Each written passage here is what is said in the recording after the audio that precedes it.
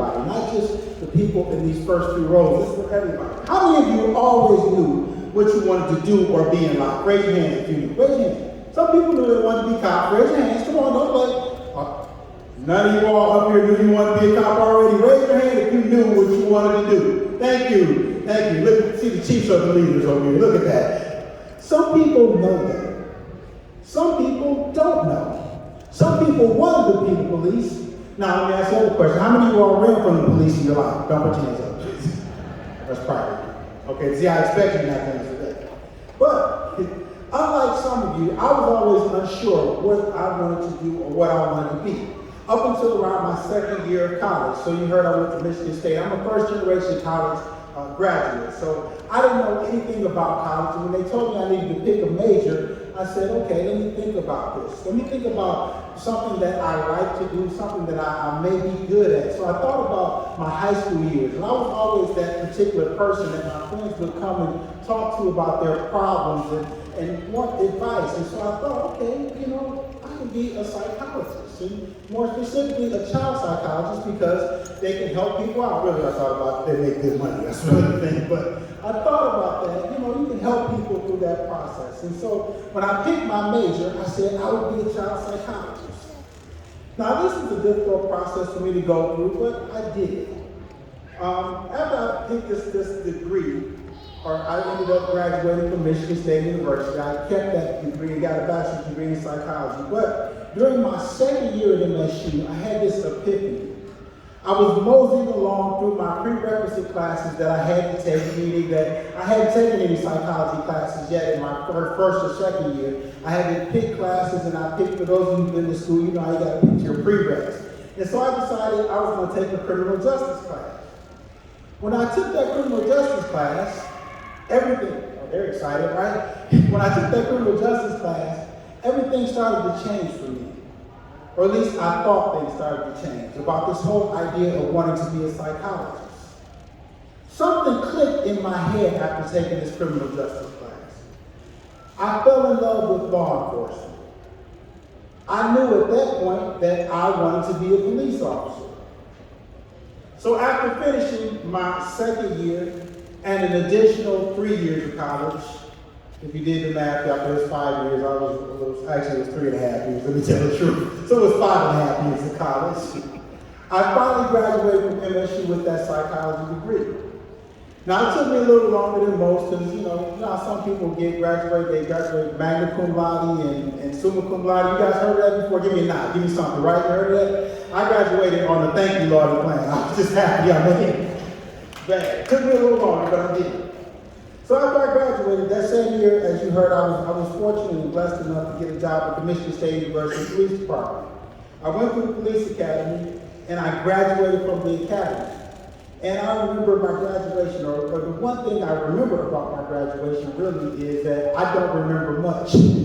I don't remember who the speaker was, and I don't remember what the speaker said. I just remember that I had the loudest cheerleader in the building at my graduation. Unfortunately, that particular cheerleader, I really appreciated him cheering throughout the ceremony for me, but he would cheer at the most inappropriate time. He also happened to be my 9-month-old son who just screamed through the whole thing. So I was like, please hurry up and stop talking. With that being said, I'll be brief, right? This is because of that. I get it. What I knew was, based on my son screaming and my stomach growling, I wanted this guy to stop really quickly. But as I talk to you guys, I want to just share a couple of quick stories that are relevant. So I had been a police officer for about 6 years working at MSU. And just for a frame of reference, my cousin called me one day and we were having a conversation. This is a cousin that I hadn't talked to in a very long time. And as I had worked at MSU for these 6 years, I worked road patrol, I worked community policing, I worked narcotics. I did a lot of assignments, special assignments, in a very short time. So my cousin and I are having this conversation on the phone. But before we had the conversation, I thought about my favorite part of the job. I told you, community policing, road patrol, narcotics. Narcotics is my favorite thing because I love dope. I love working narcotics, I'm sorry. It's legal now, right? It's not. It's a test question for cops. It's not legal, okay? Back to what I was saying. Let me do that. But when I had talked to my started talking about my childhood, or our childhood, and she asked me this question. And this question really, really resonated with me. She said, do you remember when we were kids that you said that you always were going to be a police officer? Now, I told you guys, what did I tell you I wanted to be? Child psychologist. Thank you, front row, for paying attention. Thank you. Obviously, you just finished school. I wanted to be a child psychologist. I never thought about the fact of this being a police officer thing until she asked me that question, or she made that comment to me about me saying that. And the reason that she made that comment to me, and the reason that I probably said that when I was younger, and the reason that I buried that thought of being a police officer in my subliminal subconscious mind is because my father passed away when I was 5 years old from a heroin overdose. And it must have always been in me to be a cop, but I never, ever thought about it until she asked me that question. Other things she said is, I wanted to be a cop so that I could put all the drug dealers in jail. Guess what my favorite part of being a police officer was? Which assignment do you think it was? Working narcotics. It was the most fulfilling and rewarding thing to me, but I didn't realize why until I had the conversation with her. The next story I want to talk about has to do with my 28-year-old son. His name is Darrell Blackburn. This isn't an academy-related story, but it's a relevant story, and it goes directly back to you all. Darrell got his bachelor's degree and his master's degree from Oakland University, and from the moment that he walked on the campus of Oakland University, he fell in love with the school. After his first year of being in school, if you're familiar with the resident assistant RA program, he became an RA. That's somebody who lives on the floor with the other students and is like a leader and helps mentor the students to get through the school year. And Darrell also worked for this Office of Student Involvement, which would organize volunteer and leadership programs when he was in school. He did all these jobs, and he still made it out in 4 years. Don't judge me because it was 5.5 for me, okay? No judgment. He got his bachelor's degree, and then he went right back and re-enrolled and got his master's degree. I got mine too, so no judgment. It just took me way longer to get mine. But when he was getting his master's degree, he was working for that Office of Student Involvement again. But this time, instead of learning about those programs and serving in leadership, he actually did the leadership training. So he was always trying to help students out and help them become successful and graduate from Oakland University. Darrell loved it, like I said, but more importantly, what he loved was helping people transition from college to becoming leaders and graduating and getting their degrees. Darrell knew that once he graduated with his master's degree, he wanted to work at Oakland University. And when he graduated with his master's degree, he applied for 2 jobs there. 2 jobs that he was both very well qualified for, and 2 jobs he really wanted, but neither of them he got. He ended up going to work for a mortgage company instead, but that wasn't his passion. The mortgage company, though, did pay him very good money. And after about a year of working at this particular mortgage company, he applied for another job at OU again. And this time, that job at Oakland University was making less money. So as a father, what did I tell him? Don't you go get a job making less money. You don't go back, you move forward. But that's the same thing my grandma said to me about being a cop. Why would you be a cop when you just went to school for 5+ years? I had to realize that Darrell was doing the same thing that I did when my grandma told me not to be a police officer. He was doing something that he loved. He was going to work somewhere that he loved. So Darrell ended up getting the job. He was offered the job, he took it, and yes, he made less money, but about 8 months later, he also applied for the original job that made more money at Oakland University. He got that job. So it turned out it was egg on my face, and he let me know all the time that I was wrong. I'm sure your kids never tell you that, parents. So how does this apply to all of you today? Most people struggle their entire lives to find their purpose. If you know your purpose and you do what you love, it's not considered work.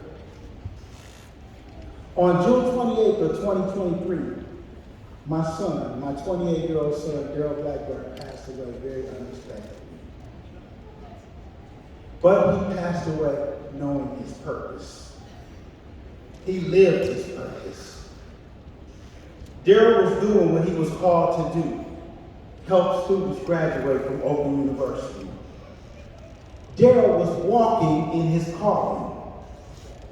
He knew his purpose, and that's why knowing his purpose gave me peace with his passing.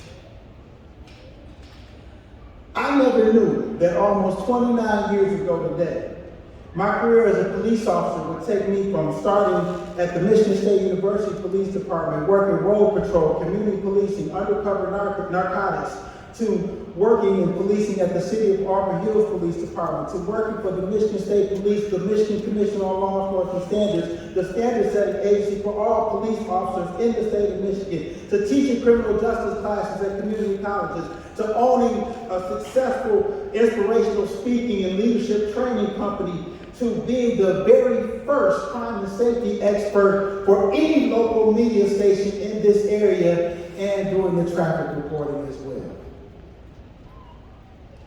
But what I knew was being a police officer was more than a career for me, just like it is for you. It's a calling. A calling that I answer and a calling that you answer. So when you've been called and you answer, you not only know your purpose, you walk in that calling. Because a career is something that you choose, but a calling chooses you. A career is something that you can stumble through for 25 years and retire, miserable, upset, and mad at the world.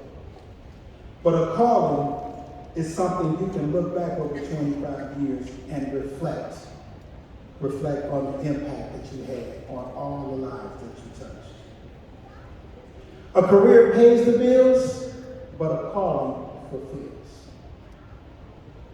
So, as you raise your right hand to be sworn in, whether you have already or not, and you think about the oath that you have to protect and serve, smile.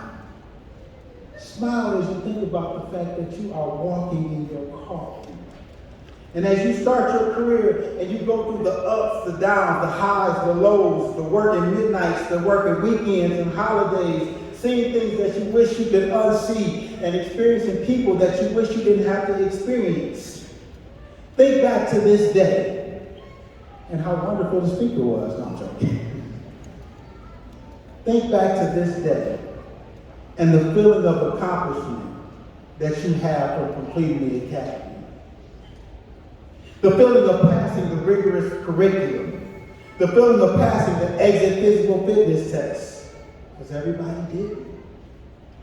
The feeling of passing the imposed licensing exam. The feeling of knowing the impact that you will have. And the feeling of walking in your calling, knowing that you're living through your purpose in life. And because you're living your purpose, no matter what happens through that 20, 25-year career, seek the peace to know that you're impacting and changing the world, one person at a time. Your story and whatever you go through is directly correlated to who you become. And you are who you are, and you go through some good and bad stuff, not for yourself, but to be able to help somebody else. So as you sit here today, if this is not, or let me say it this way, if this ain't the calling for you, don't do it, because you won't do it successfully. But if it is, go back to the feeling that you have today. Family, stand up and give it to them again. Give it to them really good. Give it to them. Now you all turn around and look at these people.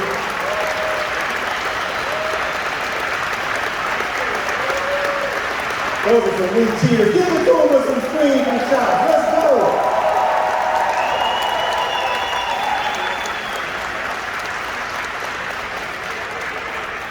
When it gets tough, thank you, family. When it gets tough, think back to this day and the pride that you feel I remember when I graduated from the academy, I had my uniform on the night before, and I tried it on, and I got it, and I was casting shower. I slept in it like this. I'm joking.